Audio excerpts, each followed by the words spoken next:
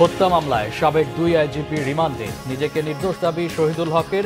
দিলীপ আগারওয়ালাকে আদালতে হাজির দুপুরে। প্রশাসনের কার্যক্রম স্বাভাবিক রাখতে সচিবদেরকে প্রধান উপদেষ্টার নির্দেশ। দুর্নীতি করলে কাউকে ছাড় নয়, সরকারের কঠোর বার্তা। স্বৈরাচার সরকারের ক্ষমতা পাকাপোক্ত রেখেছিল নির্বাচন কমিশন। আওয়ামী লীগের সুবিধাভোগীরা এখনো বসে আছে দুদকে, অভিযোগ বিএনপির।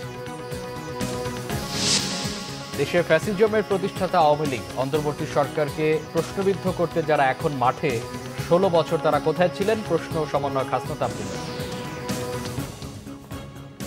দেখছিলেন ক্রাউন সিমেন্ট সংবাদ শিরোনাম, এবার বিস্তারিত। হত্যা মামলায় পুলিশের সাবেক মহাপরিদর্শক একেএম শহীদুল হককে 7 দিনের ও আব্দুল্লাহ আল মামুনকে 8 দিনের রিমান্ড নিয়েছে পুলিশ। ছাত্র জনতার আন্দোলন চলাকালে গুলিতে দোকানি ও ব্যবসায়ী হত্যা মামলায় পুলিশের সাবেক 2 আইজিকে মঙ্গলবার রাতে রাজধানী থেকে গ্রেফতার করা হয়। ডিবি কার্যালয়ে তাদের প্রাথমিক জিজ্ঞাসাবাদ করা হয়েছে। আজ সকালে দুজনকে আদালতে হাজির করে 10 দিন করে রিমান্ডের আবেদন করে পুলিশ। শুনানি শেষে আদালত শহীদুল হকের 7 দিন ও আব্দুল্লাহ আল মামুনের 8 দিনের রিমান্ড মঞ্জুর করে। এদিকে রাজধানীর হাজারীবাগ থানায় অপহরণের পর মুক্তিপণ আদায়ের মামলায় গ্রেফতার ধানমন্ডি জোনের সাবেক অতিরিক্ত উপপুলিশ কমিশনার আব্দুল্লাহিল কাফির 8 দিনের রিমান্ড মঞ্জুর করেছে আদালত। ডায়মন্ড ওয়ার্ল্ডের ব্যবস্থাপনা পরিচালক দিলীপ কুমার আগারওয়ালাকে আজ আদালতে হাজির করে রিমান্ড আবেদন করা হবে। এর আগে গতরাতে রাজধানীর গুলশানে ডায়মন্ড ওয়ার্ল্ডের কার্যালয় থেকে তাকে গ্রেফতার করা হয়। র্যাব জানায়, ভবনের 13 তলায় আত্মগোপন করেছিলেন দিলীপ কুমার আগারওয়াল। প্রথমে সেখানে অভিযানে গেলেও তার সন্ধান পাওয়া যায়নি। পরে রাত 12টার দিকে তাকে গ্রেফতার করা হয় ওই ভবন থেকেই। 2-1 ঘন্টা প্রাথমিক জিজ্ঞাসাবাদ শেষে রাত 2টা নাগাদ দিলীপ কুমারকে গুলশানের অফিস থেকে বের করে নিয়ে যায় র্যাব। স্বর্ণ হীরা চোরাচালান, অর্থ পাচার ও ডায়মন্ডের বদলে কাচের টুকরো বিক্রির অভিযোগ রয়েছে দিলীপ কুমার আগারওয়ালার বিরুদ্ধে। এছাড়াও সাম্প্রতিক ছাত্র জনতার আন্দোলনে কয়েকটি হত্যা মামলায়ও আসামি করা হয়েছে তাকে। অন্তর্বর্তী সরকারের দায়িত্ব নেওয়ার পর প্রথমবারের মতো সচিবদের নিয়ে বৈঠক করলেন প্রধান উপদেষ্টা অধ্যাপক ডক্টর মোহাম্মদ ইউনূস। সকাল 11:30টায় তেজগাঁয়ের নিজ কার্যালয়ে বৈঠক হয়। প্রায় 2 ঘন্টার এই বৈঠকে নির্দিষ্ট কয়েকটি এজেন্ডার বাইরেও দেশের সার্বিক পরিস্থিতি নিয়ে আলোচনা হয়। এ সময় প্রশাসনের কার্যক্রম স্বাভাবিক রাখতে সচিবদের নির্দেশ দেন প্রধান উপদেষ্টা। দুর্নীতি প্রতিরোধে সরকারের কঠোর বার্তাও জানান দেওয়া হয়েছে বৈঠকে। দুর্নীতি করলে কেউ ছাড় পাবে না বলে হুঁশিয়ারি দেওয়া হয় সভায়। গত 8 আগস্ট ডক্টর মোহাম্মদ ইউনূসের নেতৃত্বে অন্তর্বর্তী সরকার দায়িত্ব নেয়। এরপর প্রশাসনের বিভিন্ন পর্যায়ে ব্যাপক সংস্কার চলছে।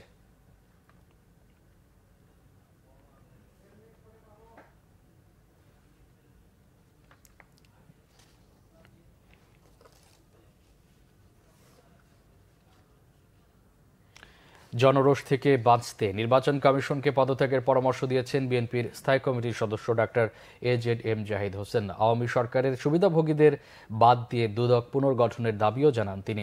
তার অভিযোগ, আগের সরকারের লোকরাই দুদকে বসে দুর্নীতিতে সহযোগিতা করছে।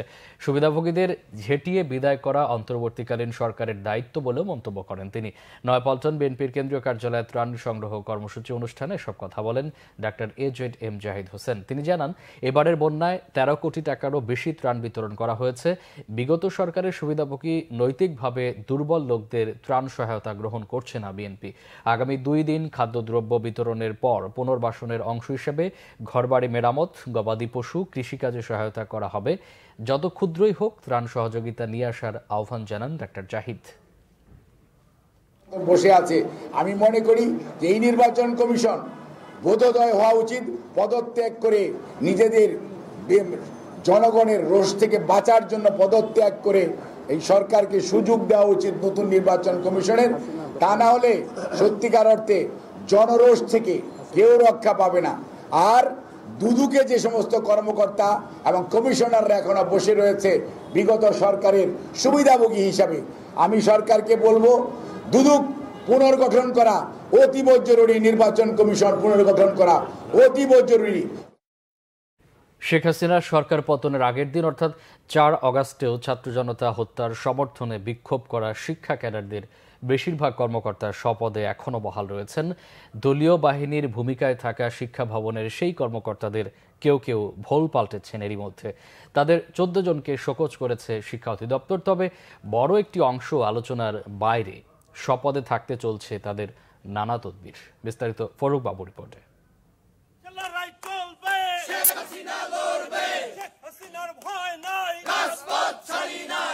স্লোগান দেয়া ব্যক্তিরা কোনো রাজনৈতিক দলের কর্মী নয়, মাধ্যমিক ও উচ্চ মাধ্যমিক অধিদপ্তরের কর্মকর্তা।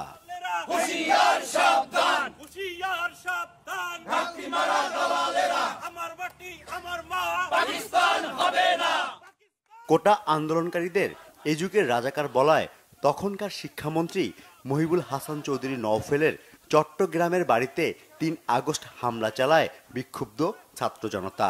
এর প্রতিবাদে ও মন্ত্রীর সমর্থনে ৪ আগস্ট দলীয় ক্যাডারের মতো রাস্তায় নামেন বিসিএস শিক্ষা ক্যাডারের কিছু কর্মকর্তা। আচরণ, স্লোগান, বক্তব্য ও বডি ল্যাঙ্গুয়েজেও তারা একজন দলবাজ। চাকরিরত অবস্থায় এমন দলীয়পনার তথ্য জানতে শিক্ষা ভবনে যায় বাংলাভিশন টিম।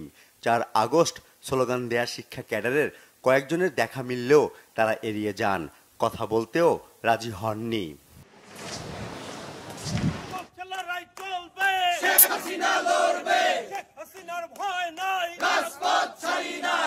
দেশে যখন পুলিশের গুলিতে ছাত্র জনতার লাশের স্তূপ, ঠিক সেই মুহূর্তে সাবেক শিক্ষামন্ত্রীকে খুশি করতে শিক্ষা ক্যাডারের অন্তত ৩০ জন এভাবেই নেমেছিল আওয়ামী লীগের এজেন্ডা বাস্তবায়নে। দলীয় এজেন্ডা বাস্তবায়নে মাঠে নামা ব্যক্তিদের মধ্যে রয়েছেন মাধ্যমিক ও উচ্চ মাধ্যমিক অধিদপ্তরের শিক্ষা কর্মকর্তা, সহকারী পরিদর্শক, গবেষণা কর্মকর্তা, উপপরিচালক, অতিরিক্ত পরিচালক, সহকারী পরিচালক সহ অনেকে। অধিদপ্তরটির মাধ্যমিক শাখার পরিচালক সৈয়দ জাফর আলী সহ ৪ পরিচালক ছিলেন এই মিছিলের আয়োজক।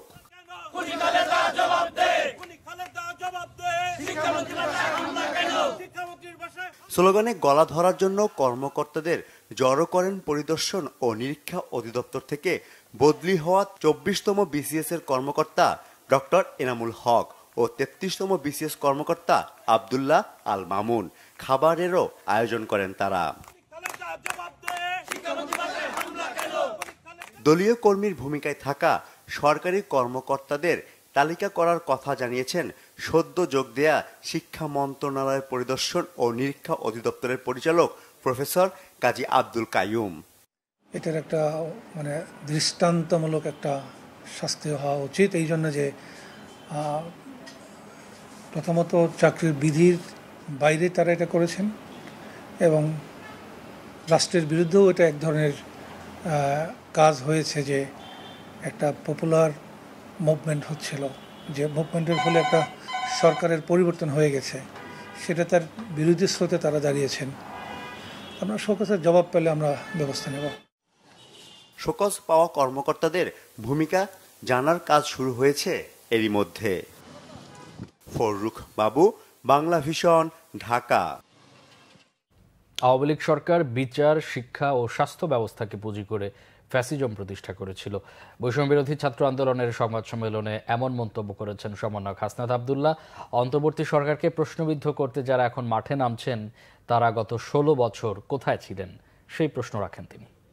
আপনারা যারা বুদ্ধিভিত্তিক মহলে ফেসিবাদী রাজনীতিকে পুনর্বাসন করতে যাচ্ছেন, আপনারা ফেল মারছেন অনেক আগে। রাজনৈতিক সত্তাকে আপনারা রুদ্ধ করে দিয়েছেন, সেটির দায়ভার আপনাদেরকে নিতে হবে।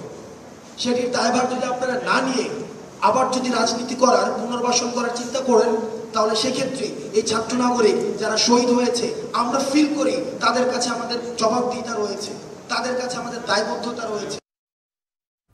এফবিসিসিআই সভাপতি মাহবুবুল আলমের নেতৃত্বাধীন বর্তমান পরিচালনা পর্ষদকে শেখ হাসিনার দোসর উল্লেখ করে তাদের অবিলম্বে পদত্যাগ চান সংগঠনটির সাধারণ সদস্যরা। পদত্যাগ না করলে তাদের পর্ষদ ভেঙে দিয়ে প্রশাসক নিয়োগের জন্য অন্তর্বর্তী সরকারের কাছে দাবি জানান তারা। সকালে রাজধানী মতিঝিলে বিসিসিআই এর কার্যালয়ের সামনেই বিক্ষোভ ও অবস্থান কর্মসূচিতে এই দাবি জানান ব্যবসায়ীরা। সংগঠনটির সাবেক সভাপতি আবুল কাশেম হায়দার অভিযোগ করেন, বর্তমান পরিচালনা পর্ষদ ব্যবসায়ীদের স্বার্থ সুরক্ষা না করে ব্যক্তি স্বার্থ হাসিল ও রাজনৈতিক এজেন্ডা বাস্তবায়ন করেছে। বিসিসিআইকে আওয়ামী লীগের দলীয় কার্যালয়ে পরিণত করে সিন্ডিকেটের মাধ্যমে নিত্যপণ্যের দাম বাড়িয়ে সাধারণ মানুষের জীবন দুর্বিষহ করে তুলেছিল মাহবুবুল আলম গংরা। অবস্থান কর্মসূচিতে জাকির হোসেন নয়ন, আতিকুর রহমান ও সায়েদা আক্তার সহ অন্য ব্যবসায়ীরা দেশের ব্যবসা বাণিজ্য গতিশীল করতে বিসিসিআই সংস্কারের দাবি জানান। হত্যাকারী দোষর, হত্যাকারী ইন্ধনদাতা এবং হত্যাকারীর হুকুমদাতা তারা এই এফবিসিতে থাকবে না। আমি অনতিবিলম্বে মাহবুব কন্দরকে এফবিসিআই ভবন ত্যাগ করার জন্য বিনীতভাবে অনুরোধ করছি। অন্যথায় যে পরিস্থিতির শিকার হবে তার জন্য সম্পূর্ণ দায় দায়িত্ব আপনার এবং আপনার পরিষদকে বহন করতে হবে। আপনি যদি চলে যেতে না চান, কিভাবে আপনাকে এখান থেকে টেনে হিসেবে নামাতে হয় দেশের মানুষ জানে। নির্বাচিত আছে, নির্বাচিত থেকে অনির্বাচিত বেশি আছে, সেই জায়গাটা অবশ্যই রিফর্ম করতে হবে, করে নতুন করে এই সংগঠন ডেভেলপ করতে হবে। অবিলম্বে পদত্যাগের মাধ্যমে এইখানে একটি অন্তর্বর্তীকালীন প্রশাসক নিয়োগ করবে সরকার, তার মাধ্যমে প্রয়োজনীয় সংস্কার করা হবে এবং সংস্কারের পরে একটি স্বচ্ছ নিরপেক্ষ নির্বাচন হয়ে ব্যবসায়ীদের প্রতিনিধি নির্বাচিত হবে। গাজীপুরের কাশিমপুর কেন্দ্রীয় কারাগার থেকে জামিনে মুক্তি পেয়েছেন শীর্ষ সন্ত্রাসী আসামি সুইডেন আসলাম। মঙ্গলবার রাত ৯টায় তিনি ওই কারাগার থেকে বের হয়ে যান। হাই সিকিউরিটি কেন্দ্রীয় কারাগারের জেলার লুৎফর রহমান জানান, সুইডেন আসলামের জামিনের কাগজপত্র গতকাল কাশিমপুর কারাগারে পৌঁছায়। পরে কারা কর্তৃপক্ষ সেই জামিনের কাগজ যাচাই বাছাই করে রাত ৯টায় তাকে মুক্তি দেয়। ২০১৪ সাল থেকে কাশিমপুর কেন্দ্রীয় কারাগারে বন্দী সুইডেন আসলামের আসল নাম শেখ আসলাম। ঢাকার নবাবগঞ্জ উপজেলার ছাতিয়ার এলাকার মৃত শেখ জিন্নাত আলীর ছেলে সে। তার বিরুদ্ধে ঢাকার তেজগাঁও থানায় হত্যা মামলা রয়েছে। এছাড়াও অস্ত্রসহ কয়েকটি মামলায় এরই মধ্যে আদালতে তাকে অব্যাহতি দিয়েছে। পাবনা শহরের কেন্দ্রীয় বাস টার্মিনাল এলাকায় দুর্বৃত্তদের ছুরিকাঘাতে 2 জনের মৃত্যু হয়েছে। শহরের বাস টার্মিনালের পাশে একটি হোটেলের সামনে সকালেই ঘটনা ঘটে। নিহতরা হলেন শহরের পূর্ব শালগেরিয়ার মুজাহিদ ক্লাবের বাংলাবিড়ির গলির বাসিন্দা মিলন হোসেন মধু ও পূর্ব রাঘবপুর এলাকার বাসিন্দা মঞ্জু প্রামাণিক। এদের মধ্যে মধু পরিবহনের চাঁদা তুলতেন আর মঞ্জু অটোরিকশা চালক ছিলেন। স্বজনরা জানান, সকালে হোটেলে নাস্তা করতে গেলে দুর্বৃত্তদের ছুরিকাঘাতে আহত হন। আশপাশের লোকজন গুরুতর অবস্থায় তাদের উদ্ধার করে পাবনা জেনারেল হাসপাতালে নিয়ে যায়। দুজনেই মারা গেছেন বলে জানান চিকিৎসকরা। সংবাদ শেষ করব ক্রাউন সিমেন্ট শিরোনামগুলো আরেকবার জানিয়ে।